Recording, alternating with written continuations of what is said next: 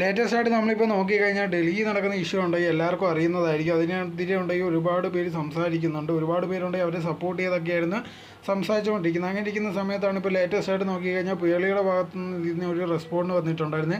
ഒരു പോസ്റ്റ് പോലെ കാര്യങ്ങളൊക്കെയായിരുന്നു ഇട്ടിട്ടുണ്ടായിരുന്നത്. അതിനകത്ത് പറഞ്ഞൊരു കാര്യം എന്ന് പറഞ്ഞാൽ ഇത് കണക്ക് പ്രൊട്ടസ്റ്റ് ഒക്കെ ചെയ്യുന്നത് നല്ലൊരു കാര്യം തന്നെയാണ്. പക്ഷേ എന്തെന്ന് പറഞ്ഞാൽ പോലും ഉണ്ടെങ്കിൽ നമ്മുടെ ജീവനാണ് ഏറ്റവും വലുത്. എന്തെങ്കിലും ഒരു കാര്യം വന്നു കഴിഞ്ഞാൽ അല്ലെങ്കിൽ ജീവൻ എന്തെങ്കിലും പ്രശ്നം വന്നു കഴിഞ്ഞാൽ പിന്നെ ഉണ്ടെങ്കിൽ എന്ത് പറഞ്ഞിട്ടും കാര്യമില്ലെന്നുള്ള രീതിയിലായിരുന്നു പേളി ഉണ്ടെങ്കിൽ ആ ഒരു പോസ്റ്റ് പോലെ ഇട്ടിട്ടുണ്ടായിരുന്നു. അതോടെ തന്നെ അതിൽ പറയുന്നുണ്ട്, അതുകൊണ്ട് തന്നെ നിങ്ങളുടെ ഈ വീട്ടിൽ പോയിട്ടുണ്ടെങ്കിൽ നിങ്ങളുടെ ജീവൻ ഒരു കുഴപ്പം വരാതെ നോക്കാൻ ഉള്ള രീതിയിലൊക്കെയായിരുന്നു പറഞ്ഞിട്ടുണ്ടായിരുന്നത്. സോ ഇതിന് ശേഷം കൂടി ഒരുപാട് പേര് വന്നിട്ടുണ്ട് ഇത് കണക്ക് ഇവരെന്തോ ഇങ്ങനെയൊക്കെ പറയുന്നത്. നമ്മുടെ നാട്ടിൽ നോക്കിക്കഴിഞ്ഞാൽ പ്രൊട്ടസ്റ്റ് എന്ന് പറഞ്ഞാൽ ഇങ്ങനെയൊക്കെ തന്നെയാണ്.